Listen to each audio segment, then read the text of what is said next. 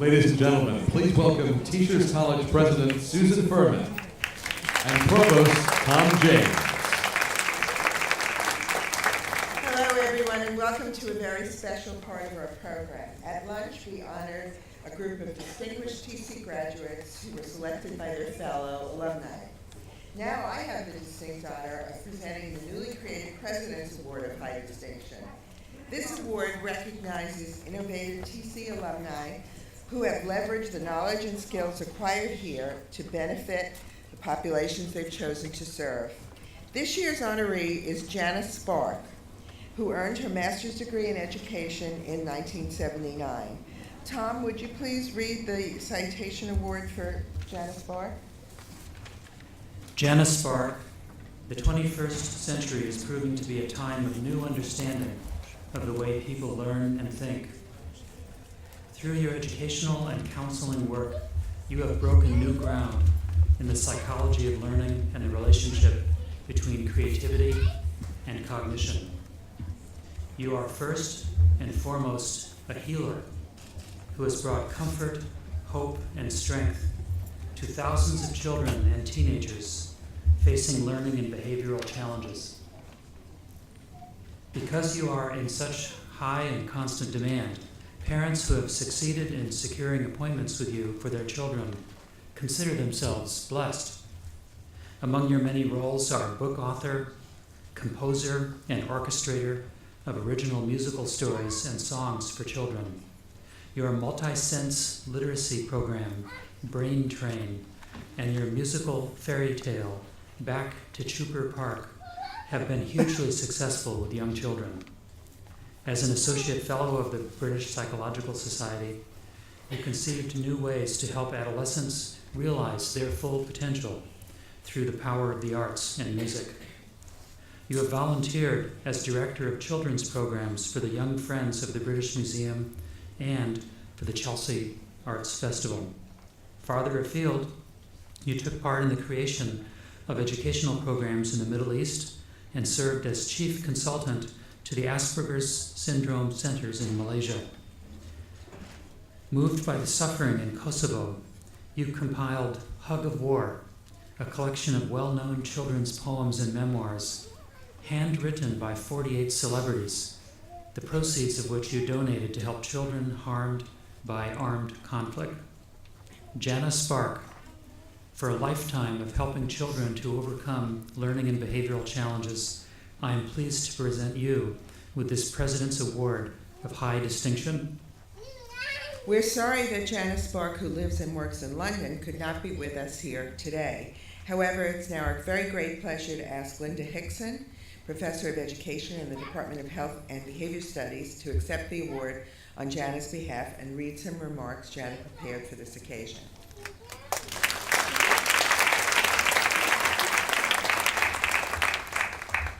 Thank you. Sadly, Jana is unable to attend this ceremony, and she has therefore asked me to convey how very honored and touched she is to be the recipient of this venerable award. She is terribly disappointed not to be here, but I am glad to report she is recovering well from a recent operation. Jana would have liked to thank TC personally and has asked me to say a few words on her behalf. So this is what Jana says. I would never have had the opportunity to create opportunities had it not been for a host of great professors at TC, pioneers in the field, particularly Len Blackman, Abe Tannenbaum, Linda Hickson, and the late Ignacy Goldberg. Professors who have left an indelible lifelong impression on me and my work, and whose friendship I cherish. TC provided me with the necessary tools to combine theory and clinical experience, to integrate psychology and special education. The echo of the past edits every report I write. Would it get the TC stamp of approval?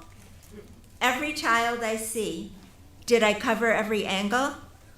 Talk about being haunted in the most positive sense. TC's standard is ingrained in me and has always kept me on my toes. But TC provided so much more. I learned something profound during my time at TC, beyond the obvious high standards, beyond the syllabus, beyond the courses. What I learned, which forever impacted my life, was that the best of the best universities had an additional and essential ingredient in order to be the best: humanity. And there it was at TC. There was an abundance of humanity. And this ingredient is what makes great professors and an outstanding university. It was a privilege to be one of their students, to be a student at TC. And I wouldn't have achieved what I have without having been guided and supported by such wonderful people. It is an honor that my work has been recognized today. Thank you. And I would like to add thank you, Jana.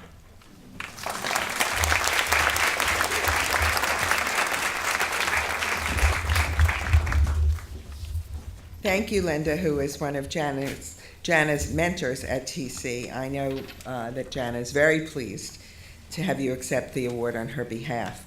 Now it gives me great pleasure to present this year's Presidential Medal of Excellence. This award recognizes alumni who have excelled in 3 criteria. They have set new standards in their chosen fields, they embody and advance TC's values, and they benefited humanity on a broad scale.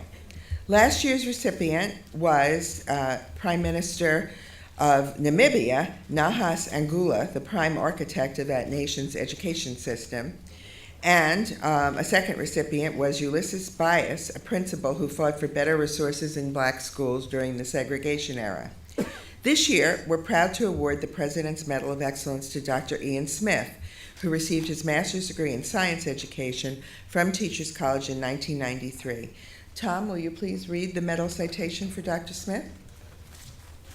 Dr. Ian Smith, you have said that losing weight is 80% mental and 20% physical.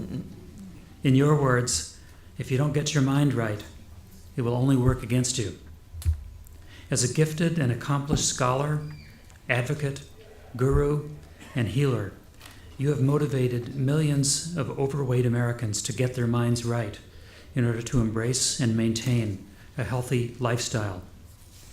You engage and you treat the whole person by deploying your scientific knowledge, your communication skills, your personal charisma, and your psychological insight. Drawing upon these creative skills, you have parlayed your deep medical knowledge of the best evidence-based health practices into a career as one of America's most effective proponents of improved, healthful lifestyles. You hold a dazzling array of degrees: a bachelor's from Harvard College, your medical degree from the University of Chicago, and of course that extremely valuable master's degree in science education from Teachers College. You are also a wonderful storyteller and motivator, with one clear message running through all of your endeavors, including the 50 million pound challenge and the makeover mile. And that message is, we can all change who we are. You also have that rare ability to turn America's virtual town square into your own personal classroom. Indeed, you seem to be everywhere and reaching everyone. You have been a trusted and beloved presence on Celebrity Fit Club, Oprah, Rachel Ray, and other high-profile television programs. You've been an eloquent, reassuring voice on the radio. Your books have run the gamut from nuts and bolts diet planning to a mystery novel. And you have committed your time and talents to important advocacy organizations such as the Maya Angelou Center for Health Equity. Your achievements toward advancing human health have earned you numerous accolades, including a recent appointment by President Obama to the President's Council on Fitness, Sports, and Nutrition. You have written that, quote, maximizing life means finding purpose and true meaning in what you do, and pursuing activities that will not only bring you pleasure, but can have long-lasting implications even after you're gone. Dr. Ian Smith, for your profound contributions to the health and wellness of all Americans, and for educating and inspiring us all to achieve a more balanced lifestyle, I present you with the 2001 President's Medal of Excellence.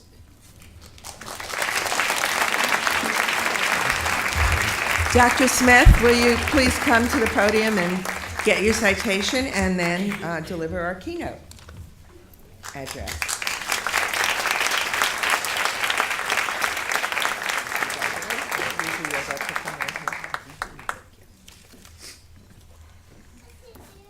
Good afternoon. I want to first start by, before I get into my prepared remarks, which is very rare for me, I never write down what I'm going to say because I believe you should speak from the heart.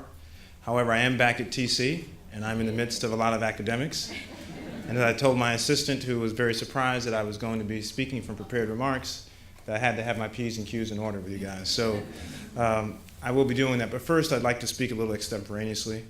I'd first like to say that it's unfair about awards, particularly this award, that I get attention for and my name on it, because really I'm just a small cog in the wheel. It really is a testament to my family who's here, who joins me, my son who's calling my name in the back.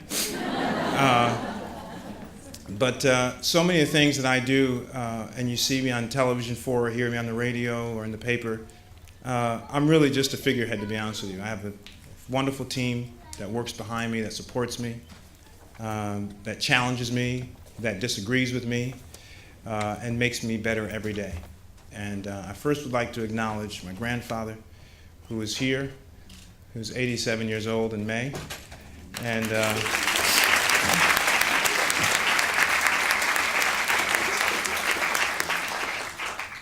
someone who did not get educated past the 6th grade, who grew up in the turmoil and the marginalization of the Deep South, the deep segregated South, who came up north looking for a better life with change in his pocket and a couple of sandwiches in a cardboard box, but who gave my twin brother and me constant wisdom about how to be successful in life. And he always says it was about education. And his quote was always, "Whatever you have up here, nobody can ever take away from you." So I pursued that with great zeal in my early elementary education. And I've always believed that the teachers in my life have been so instrumental in my success, and that I am largely a product of helpful, selfless teachers who wanted to give me a better way. So for this award, I'd like to also thank Mrs. Garavel, who's my kindergarten teacher, Mrs. Hornig, Mrs. Collins, Mrs. Hattie, Mrs. Tahan, who was Savner at the time, Mrs. Kane, and Mrs. Brunzel, and Mrs. Milton. Those are my elementary school teachers who I will never forget their names, as long as dementia doesn't take that away from me. I also want to thank my mother, who's here, who worked tirelessly and sacrificed her own advancement in life, who worked 3 jobs sometimes so that my twin brother and I could get the best in education in very difficult circumstances financially, but great wealth and love. I want to thank my 2 uncles who are here with me. My Uncle Johnny, who just retired from being an elementary school teacher, who loved his kids as if they were his own, and who taught us how to always believe in education and that it could take you anywhere you wanted to go. To Uncle Bob, who's a Vietnam vet, who was always tough, but always soft when it came to loving us and supporting us when others seemed to be against us. For that, I'm truly appreciative. To my wife, who was my sounding board, who was my best critic, who was my lover, who was my great friend, I am truly, truly blessed. And last, but certainly not least, to my twin brother, who is the other part of me, who supports me and encourages me, even when he probably shouldn't. I thank him for being there and running the hills with me at 5 o'clock in the morning before school to become a better athlete. I thank him for running around the Charles River in Cambridge and encouraging me to continue on as we go back to celebrate our 20th reunion up at Harvard this May. I thank you. Well, I came to TC by accident, actually. I was just listening to a lot of distinguished alumni about how TC was the place for them because it was part of their career. Well, mine was by accident, I'll be very honest with you. I was in the Science Center. I was graduating from school. I always wanted to become a physician. I knew I was going to become a physician, but I didn't want to go right from undergrad into my medical studies.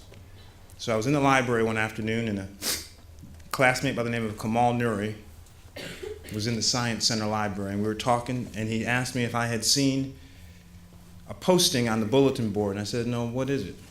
And he showed me this posting for Teachers College of Columbia University and getting a master's. And so I perused the posting with him and said it sounded pretty good. I didn't really have an interest in having any kind of formal degree in education, but what inspired me was my chance to live in New York City. All my life I loved New York City, growing up an hour away in Danbury, Connecticut. I'd listen to it on the radio in my boombox in my grandfather's house, and I would listen to the DJs and listen to the reports, baffled by the weather reports and the traffic reports, the closings of PS this and PS that. For a small kid in a small town, it just seemed so big and so hectic and so challenging. And one day I wanted to live in that great big city that was only an hour away. But how would I get there? Better yet, how could I afford it? So when Kamal presented this opportunity to me of this teacher's college, and I confirmed that it was in New York City, right? And lo and behold, I decided to apply to teacher's college as a way between undergrad and going to medical school, which was my destiny.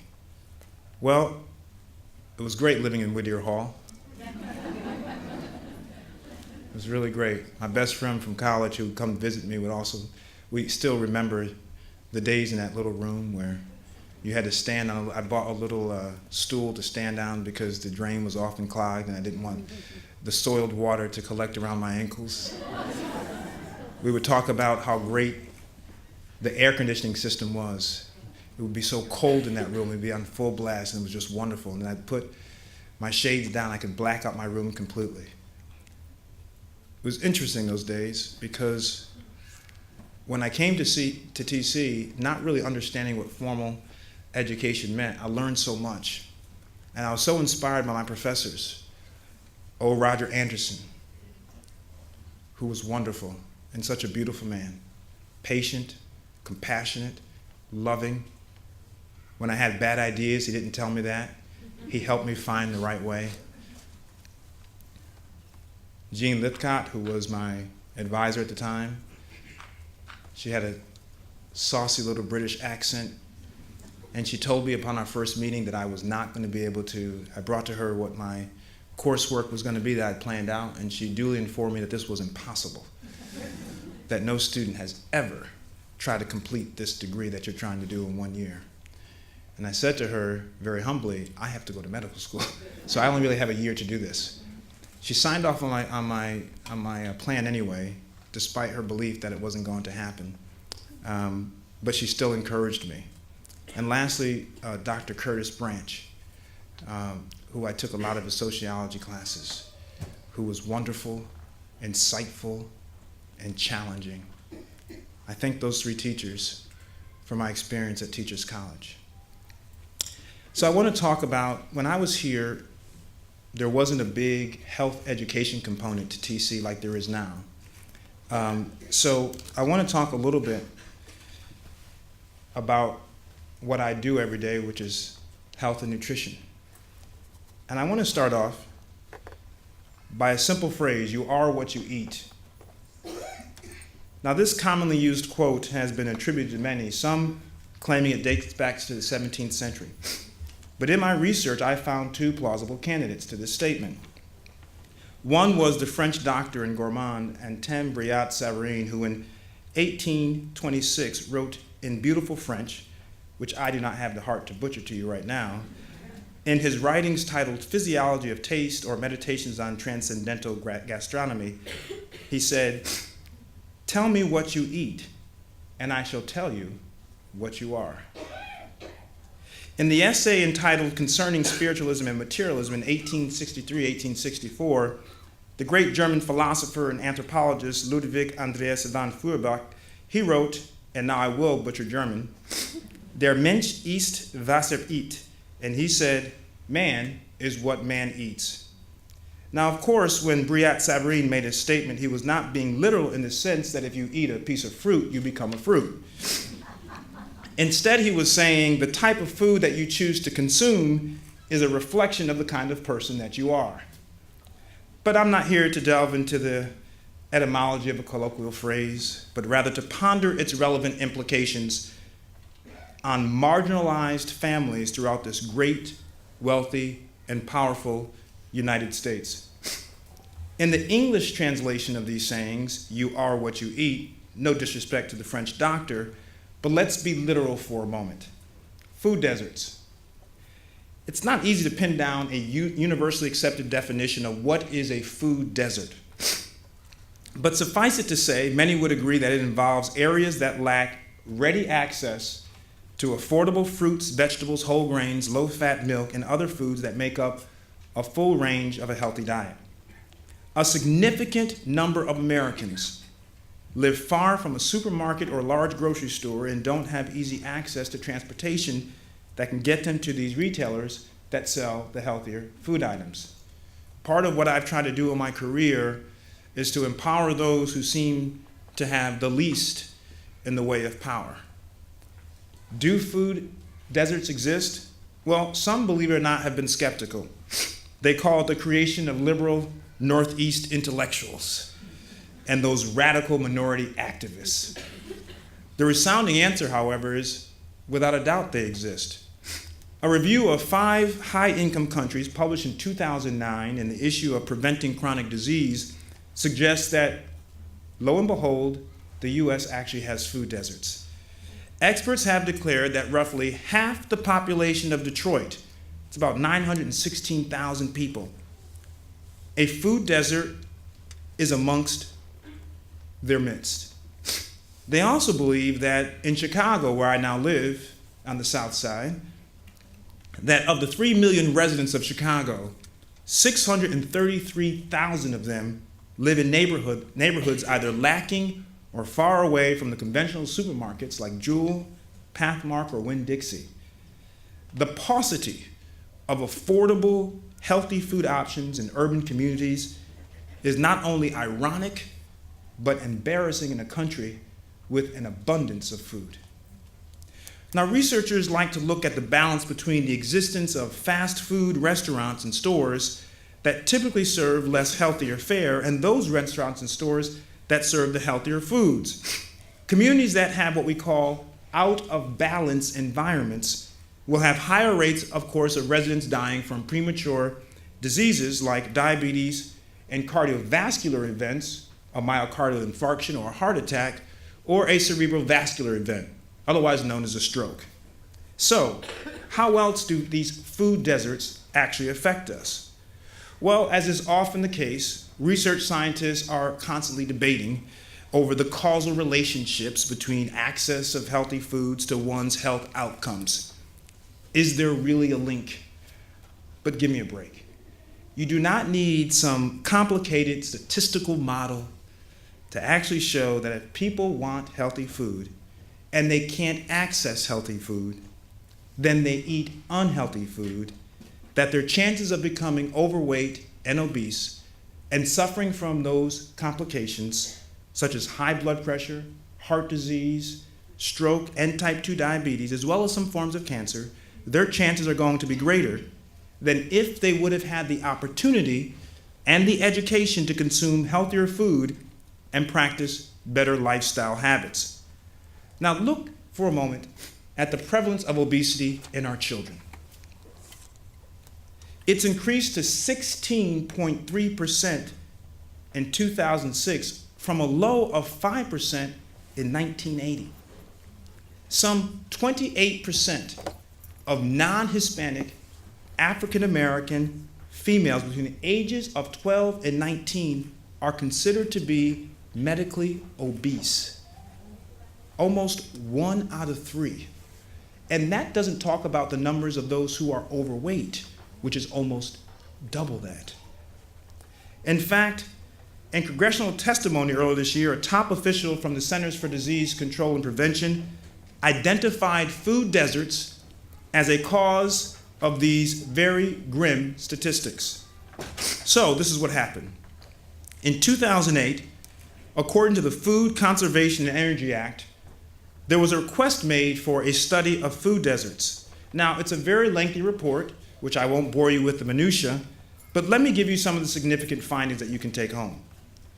Of all US households, 2.3 million, or a little over 2%, live more than a mile from a supermarket and do not have access to a vehicle.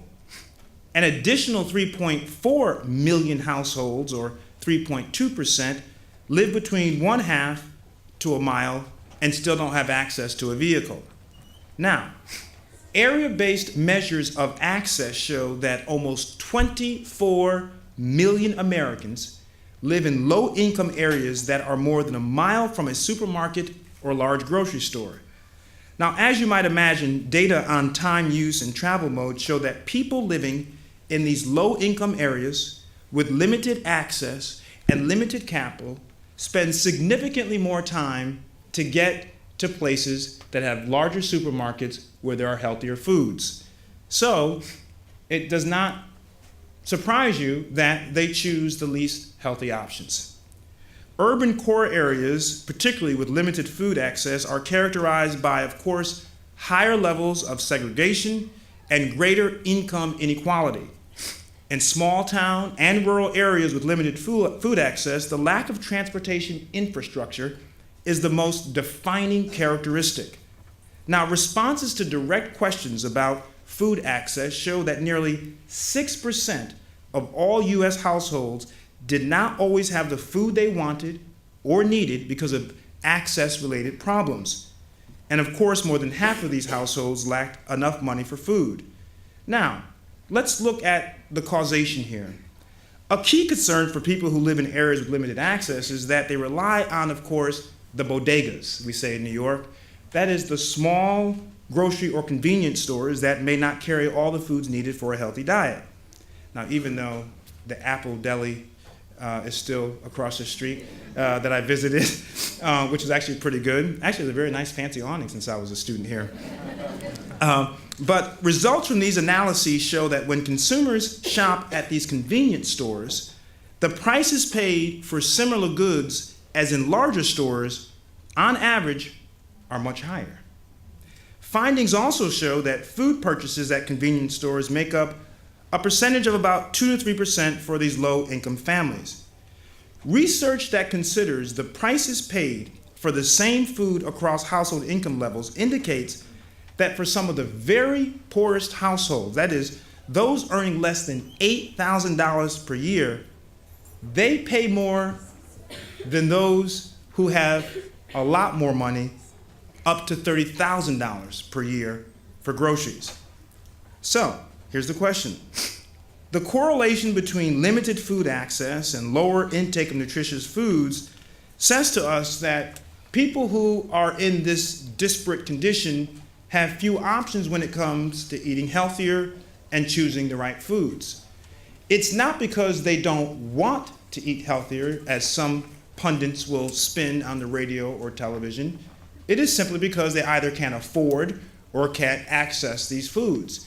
And as I often say when I'm on CNN or MSNBC, I have never met a poor person who has said to me, I would like to die early from disease, or I want to eat the most unhealthy food I can get my hands on. That simply does not exist. So, what is the relevance to education, since we are here in an icon of education? Let's talk about education and these food deserts. Malnutrition at age 3 results in more hyperactivity and aggressive behavior in 8-year-olds, increased externalizing problems in 11-year-olds, and greater motor activity and conduct disorders in 17-year-olds. In fact, lower IQ was associated with the negative behavior.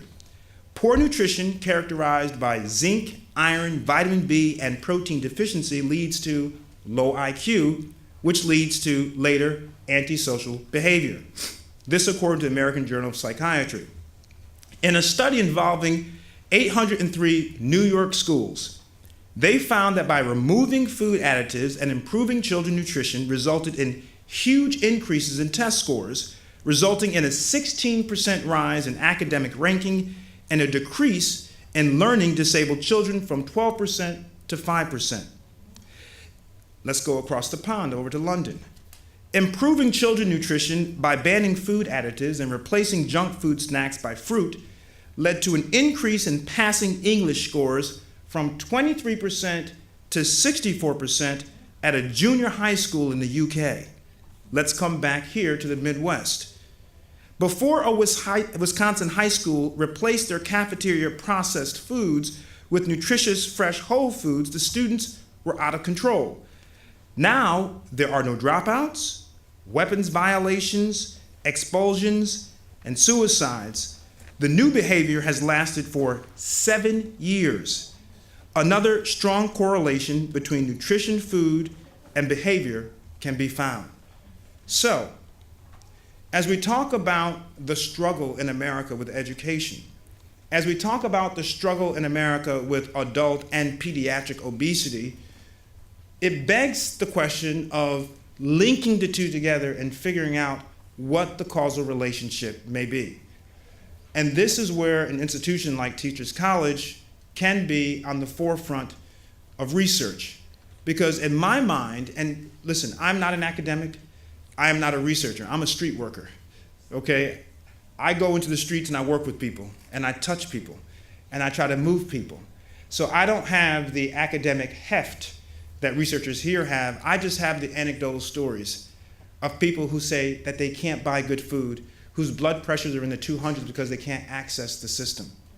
So I pose to TC and the students who may be here, think about research that angles the causal link that could somehow prod Washington to believe that changes need to be made.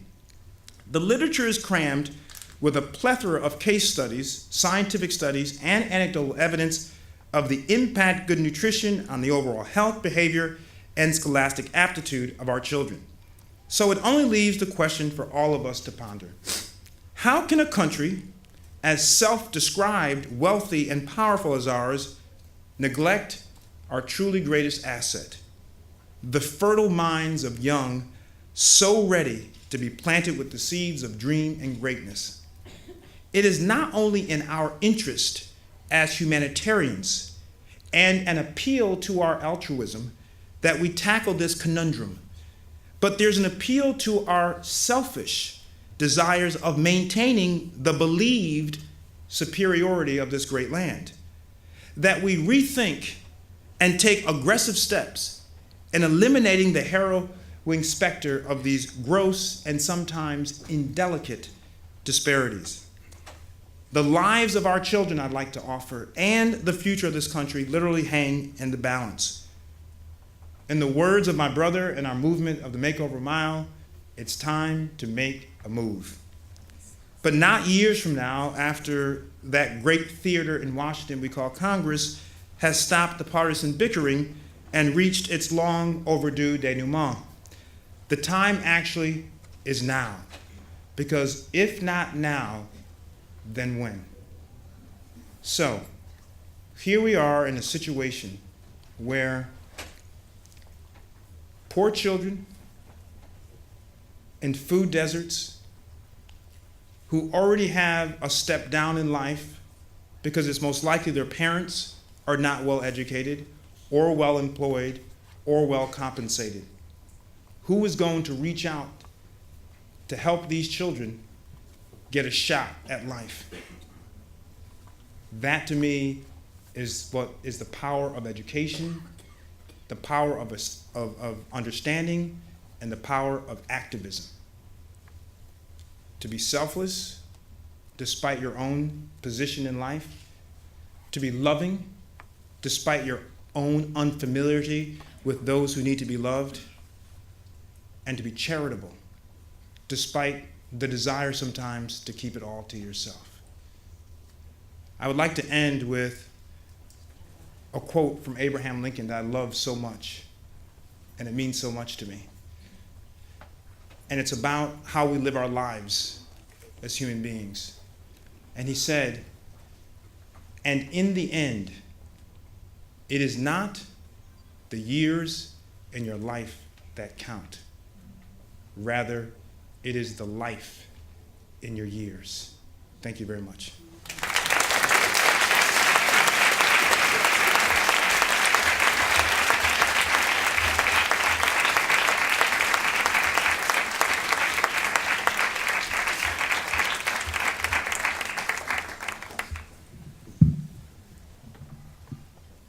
Dr. Smith, I understand you're willing to take some questions. Absolutely. My name is John Allegranti. I'm a member of the faculty in health education and deputy provost here at the college. I want to thank you for returning to the college so triumphantly. And I want to thank you for your comments and your message regarding food deserts that exist throughout the United States. Very powerful. I, however, want to also ask you to comment perhaps on another form of desert that exists, because many of the neighborhoods in which you talked about food deserts existing, urban environments, are also urban environments that are unsafe for young people to get physical activity. And while good nutrition and diet are critical to preventing or contributing to the prevention of overweight and obese young people, physical activity, and the science suggests that physical activity and more physical activity is very important. Wondering if you could comment on that for us. Sure. Well, first of all, to the chagrin of my publisher and my new book that just came out, which is a diet book, I will go against dieting and talk about the importance of physical activity. I have always said that the best method for weight loss is a 1-2 combination of great nutrition and physical activity. But I've also been asked if I could prescribe just one thing, what would I prescribe? And it's always been the same answer, despite my being a diet guru, which is physical activity. And this is why. Physical activity does more beyond weight loss. It improves blood flow, cerebrovascular blood flow.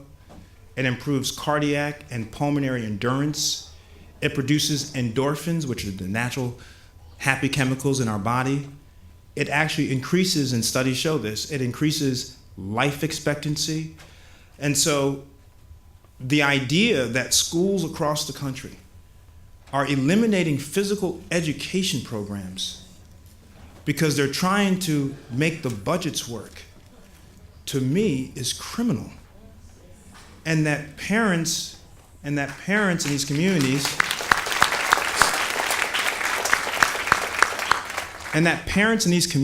would allow schools to let the history teacher double as the physical education teacher is also criminal. And so I believe that there needs to be a groundswell of activism from parents. I'm a parent, and my children are fortunate, because I'm going to make sure that I do what I need to do, that they are not bereft of necessary resources. But the average child, particularly in cities like New York City, to be faced with the prospect of losing some kind of organized physical activity is quite daunting. So I would end by saying that improving physical activity in schools, creating formal activities in which kids are safe, because some neighborhoods kids don't want to go out, understandably so, is, I think, a huge onus on many of the school chancellors of the country, particularly Dennis Walcott, who I just found out was a chancellor here, replacing Miss Black. Sorry. I lived in New York, so I've been out of touch for a while, but I've been following you guys through the papers, and the whole school chancellor thing was quite interesting. But I hope Dennis and others like him will take this initiative on. I'll leave it right there before I get in trouble. Thank you very much. I'm hoping others will come to the microphone and we invite your questions. Thank you. Yes, hi, Dr. Smith. Good to see you again. Good to see you. I'm Tom Rock, and I'm the Executive Director of Enrollment Services here. I serve as the Director of Admission, and I'd like to welcome you back to the college. I know you spoke at one of our admitted student weekends in the past, and we have admitted students who are here, so thank you very much. We have launched a new degree program here at Teachers College in diabetes education, which we really think will help to address some of the concern and some of the issues that you spoke about with so many Americans who are overweight do suffer from diabetes as well. So I'm just wondering, we believe it's the first in the country to really, address this. And I'm just wondering, A, what you think about that as a new degree actually option, and as a diabetes educator, and also, would you be so kind to help us promote the program?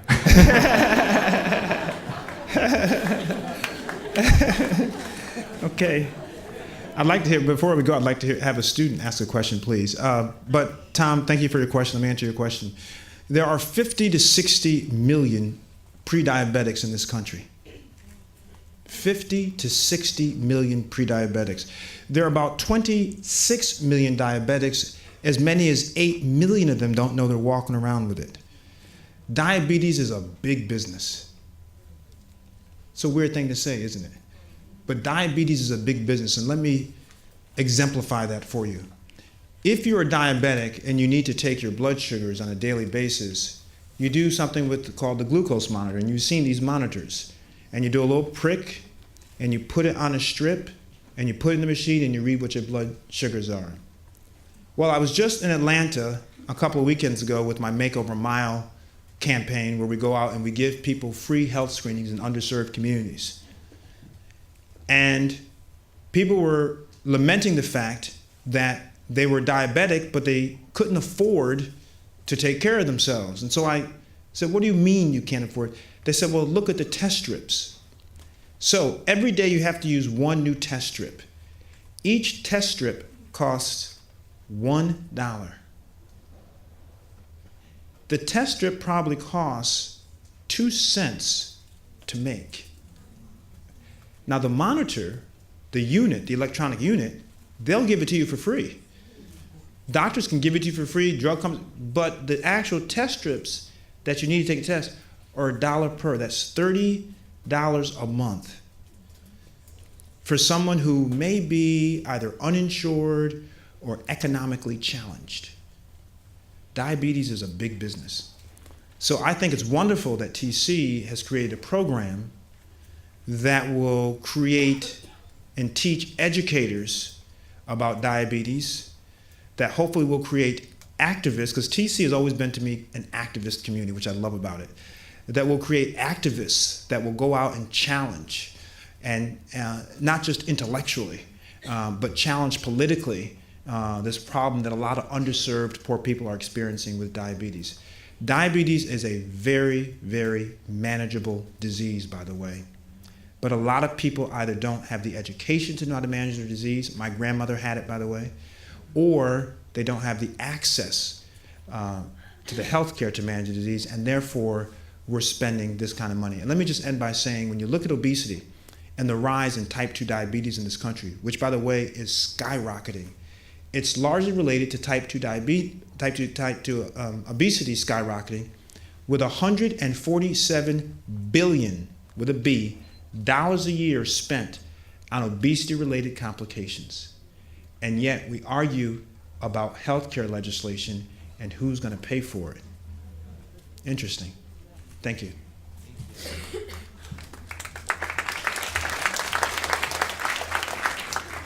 Hi, I'm your token student asking a question. I took one for the team, guys. I'm also a native Chicagoan, so go White Sox. Yeah, yeah, it's good. You chose the right side of town. Do not go Cubs.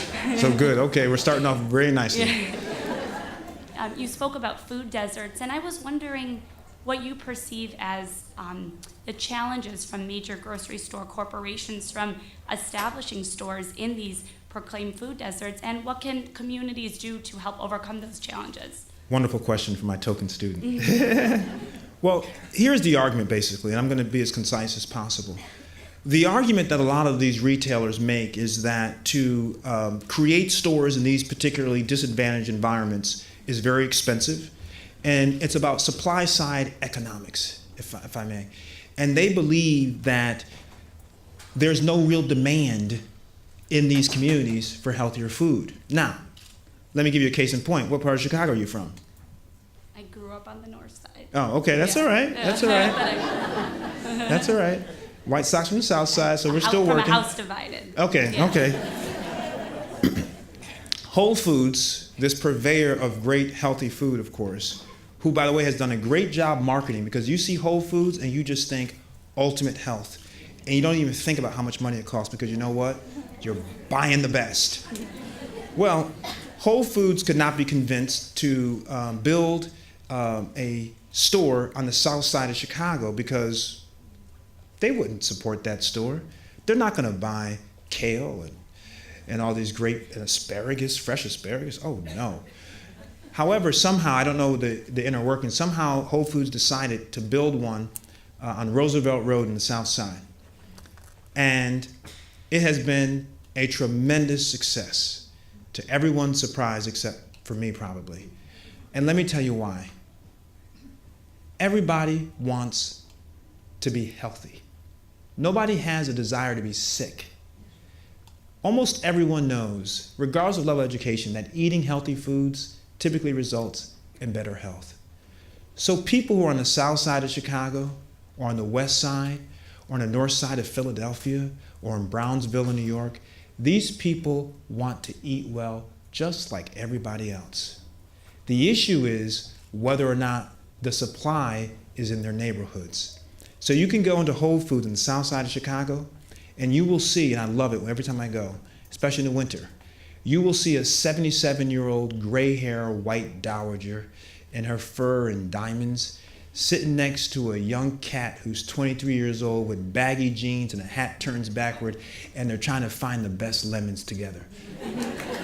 Everybody wants it. Farmers markets is the answer, by the way.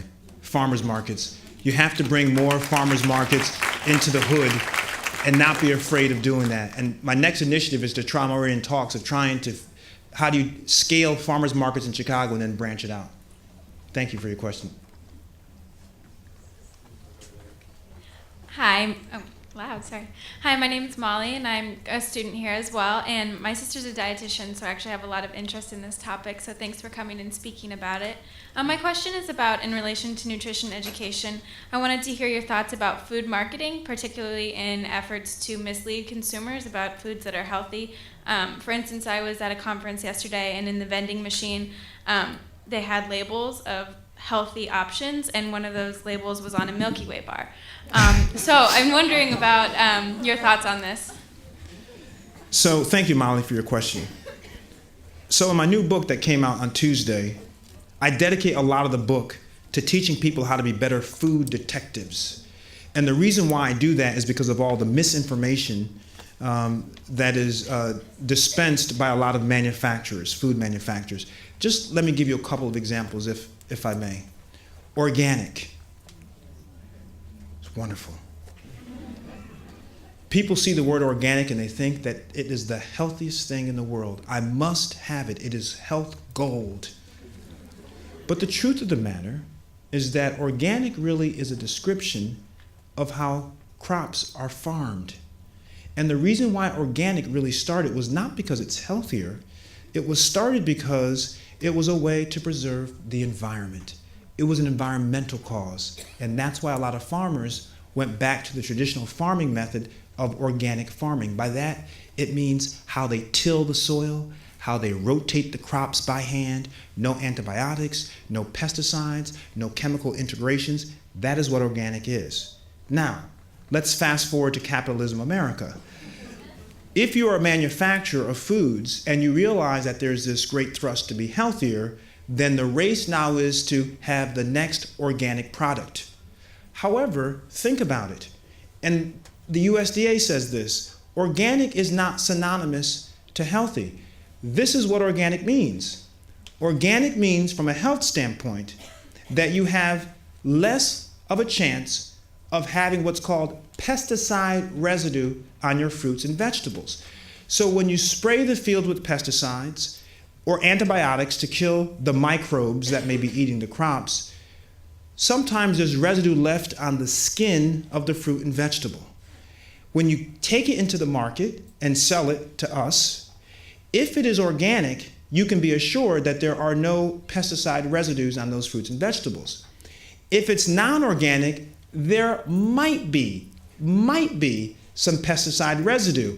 However, studies have shown the percentage of pesticide residue, even on those non-organically farmed products, do not pose a real threat to our health.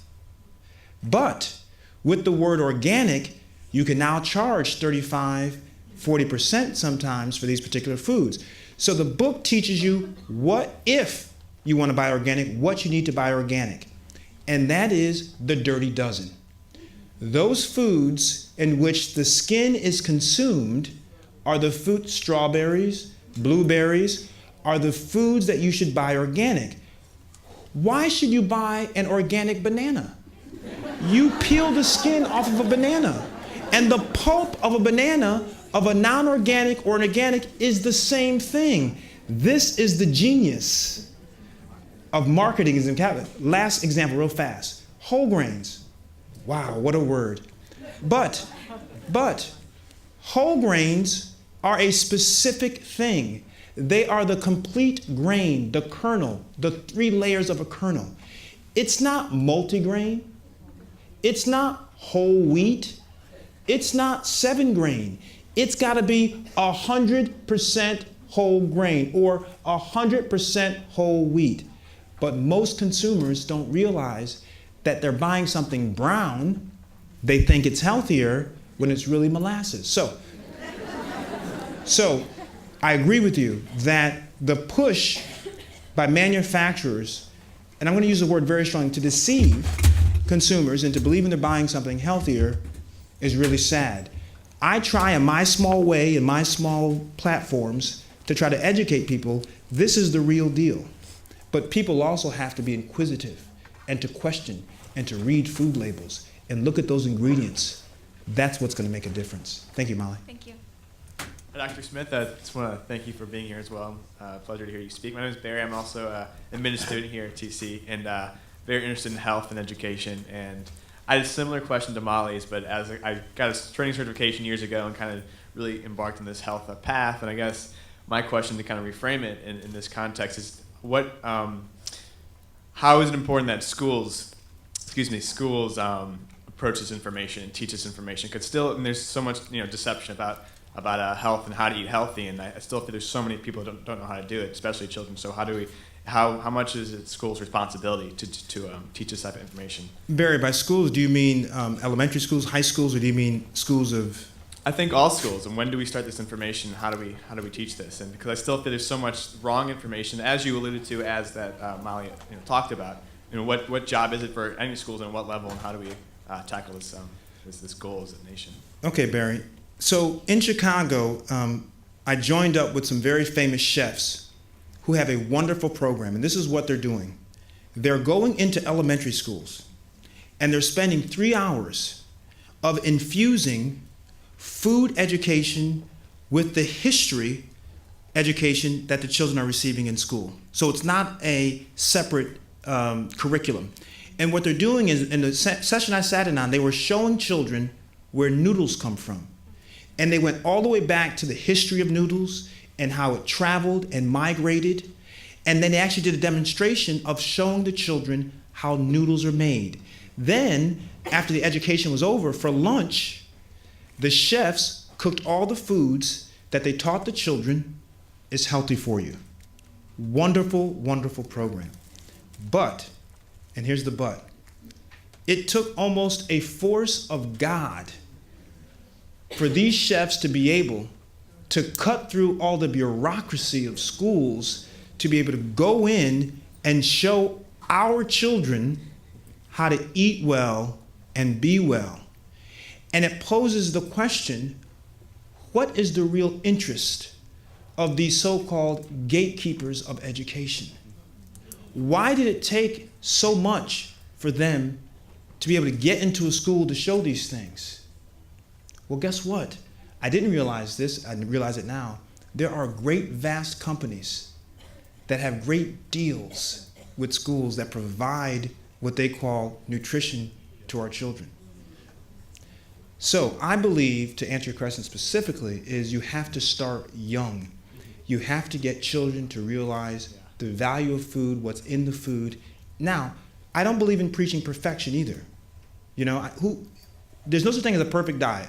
I don't eat perfectly, and you read my books, I believe in the 80-20 rule. 80% healthy, 20% whatever you want, you know? And tonight probably have some ribs myself, so that's my 20%. But the idea is you have to infuse in children from a young age about the diversity of foods and options, but don't penalize them when they want something that may not be the healthiest. You have to kind of work that delicate balance is. I lastly want to say an overarching thing about food. I'm trying to do a documentary on this, and food in cafeterias is I am shocked and abhorred now as a parent about the foods, because this is my new experience into schools, at the foods that they are feeding our kids. And I always say to people, these are tough economic times, right? Gas is up to, in Chicago, $4.25 a gallon. I know New Yorkers, we don't drive, we're in the subway, whatever, but the subway keeps going up too, my goodness. Anyway, gas is up to $4.25 a gallon. And I always say to people in a room like this, you're low on funds, tough economic crunch, you can't afford to put gas in your car, but you gotta drive it. Would you put water in your car? Would you? Of course not.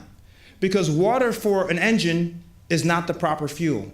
Well, then why do we allow schools to put improper fuel into the bodies of our greatest assets and greatest loves? It's a conundrum. Thank you so much. Thanks, Barry. Thank you. Actually, my name is Anwar. I'm a physical education student. I want to thank you for being here, and it's a pleasure. But he kind of took the question out of my mouth. I wanted to know if you thought that nutrition should be taught at the elementary level as far as from education or from families, because some parents might not want their children eating the way school's teaching them. I'm glad you asked that question. So there's something else that's happening. So a school district just passed a resolution where they're not allowing children to bring bag lunches anymore to school.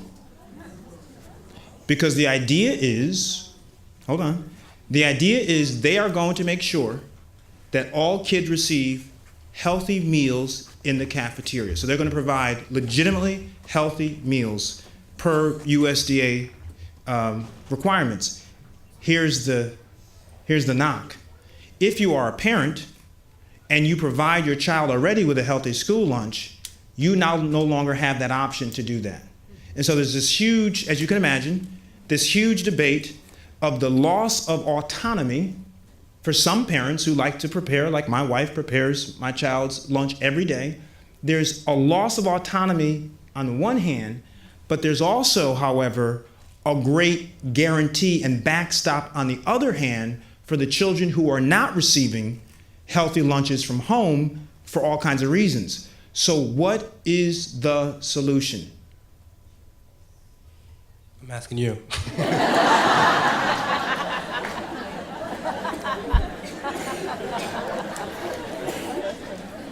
We're working through this together. I don't have all the answers. We're working this together.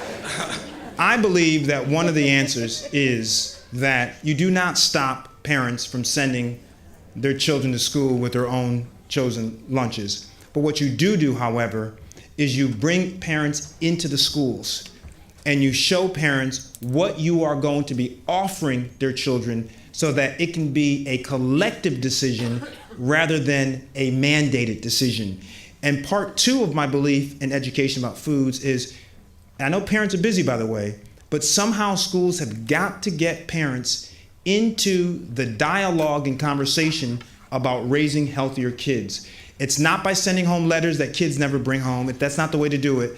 It's bringing parents in for an after-school activity, even on a weekend if necessary, but sitting down and figuring out together what is the best route for our kids. Thank you very much. Thank you. All right. Hello. Hello.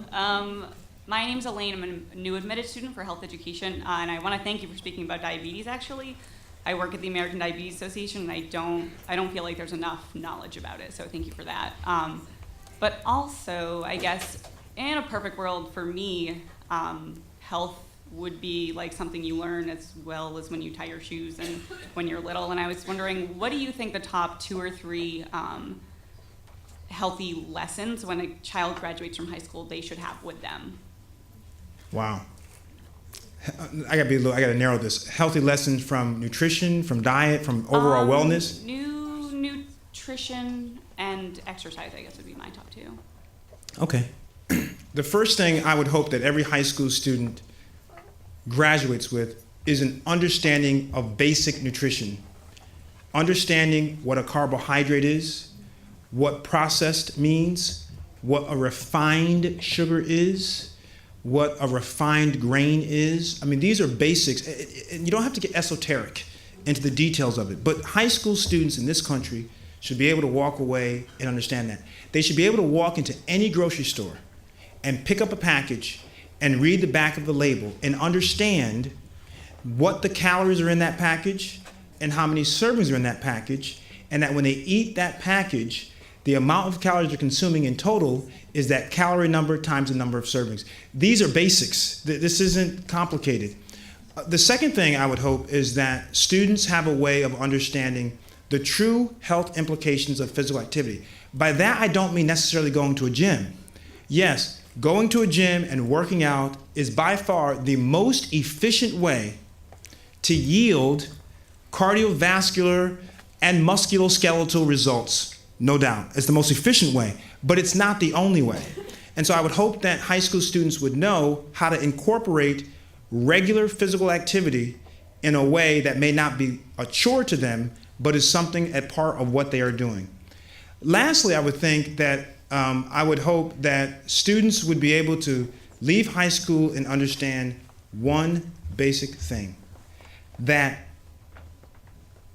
the foods that they choose and how that they choose to use those foods will have long-lasting implication on the risk for so many morbid diseases. Because so many of these diseases we're seeing now could be so easily dealt with if young people understood not always making the perfect choice, but making a better choice most of the time. All right, thank you. I got 5 minutes left. I just got a 5-minute sign, so I got two questions. Okay. Janelle, and I'm an alumni, and I'm intrigued with you running the Charles, you and your brother. There are some of us who are in the over 60 gang who ran Riverside Park and, believe in exercise. The diet stuff is down, but turning 60, you start with the heel spur and the knees, and you're looking for the elevator because you don't want to, climb up. Okay, now you're standing here telling us about physical education, and I know it's important, but what would you say to those of us who did the diet, eating properly, not diet, but eating properly, ran, and I'm here now crippling, and I didn't wear bad shoes or anything. It was from Your shoes are mighty nice. Are those snakeskin? No, yeah, they are. I'm a Texan, so you okay. know. Okay, thank you. About how would you address those of us who did everything right in terms of getting the physical exercise, running Riverside Park, and now I'm looking for the nearest elevator? Okay. That's a fair question. So first of all, let me start off with the idea, I like how you said not dieting, but eating well. And that's why I wrote this new book, by the way. And the title is simply Eat. Eat. And I wrote it because I believe that so many people don't want to be on a diet. They want to be on a plan that allows them to make choices. And so I decided with this book, and I've written traditional diet books, by the way, and people love diet books, by the way. They're a commercial success. But I wanted to write the anti-diet book. And that's why I wrote this. So I appreciate and respect that you talked about healthy eating versus dieting. The issue is, unfortunately, when you reach a certain age, your body is like your car. And, the car breaks down every once in a while. And the spark plugs have to be replaced, and the tires have to be rotated. And our bodies are no different. In fact, our bodies actually endure a lot more pressure than our cars do. So to some degree, a percentage of what we experience with age is inevitable. I mean, it's just going to happen. But the preservation of such is important, and that's why I tell people all the time, start young. Because when you're young, you think you're only going to die by a silver bullet. But believe me, it catches up with you. And people who are now 60 and over, what I tell them now is do low-impact exercises. The best exercise there is, in my opinion, What? Swimming. Swimming's wonderful. There's no pressure on your joints. It's a cardiovascular exercise. It's a musculoskeletal exercise. It uses every muscle in your body. And so I encourage people who have physical maladies to look at those kinds of exercises. Now, they also have, water aerobics.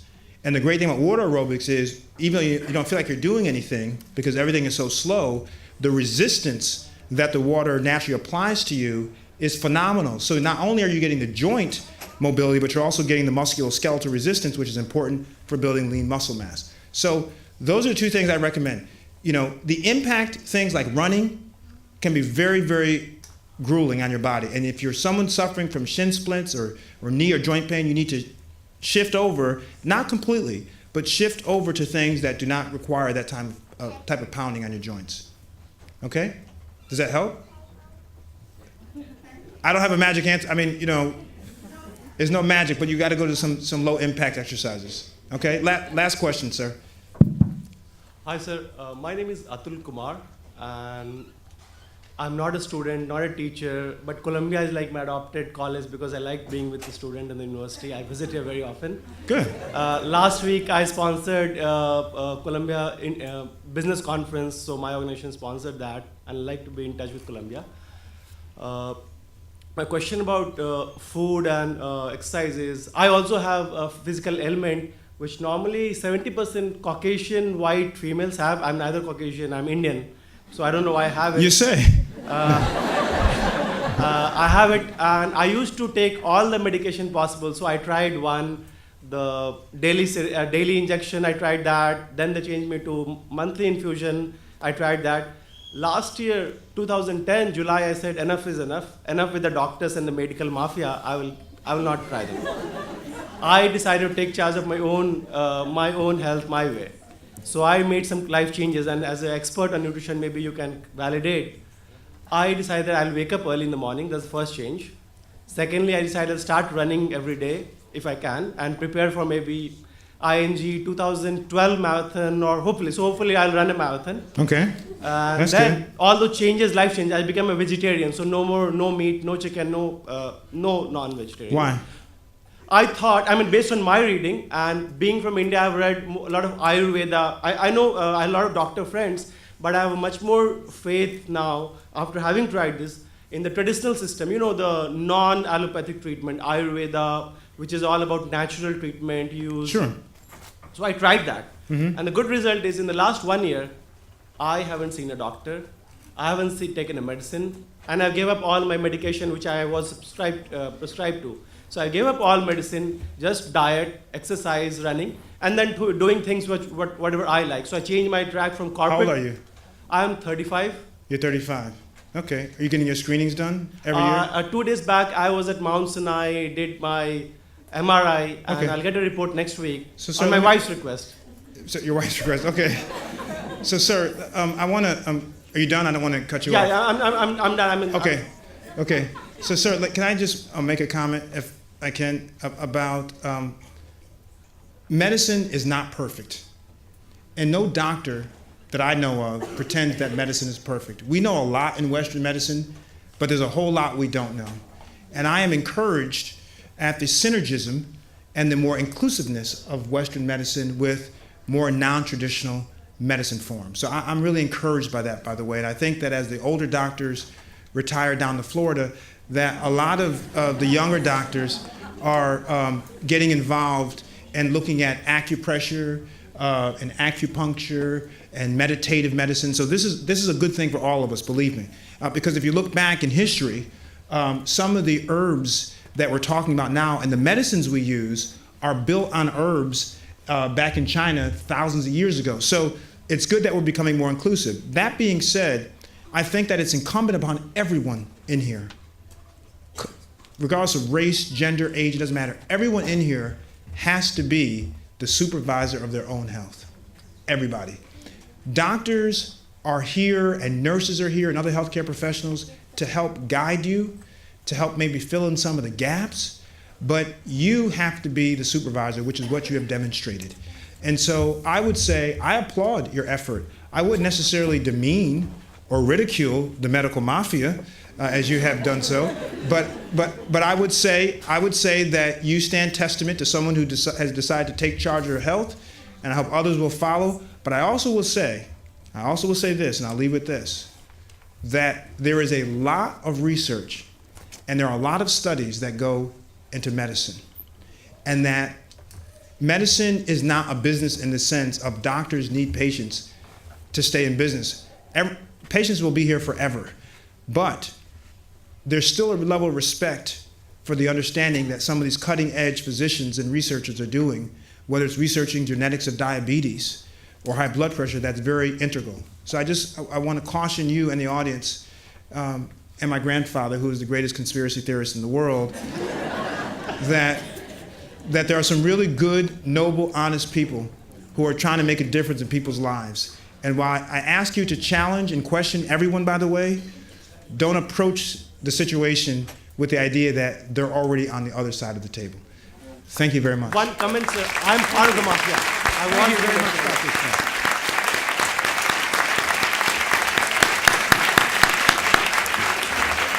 Dr. Smith, thank you so very much for coming here today and honoring us with your presence and your obvious passion, and clearly for all that you are doing for so many of us in terms of helping us to maintain our health and, of course, improve our outlook and be more positive.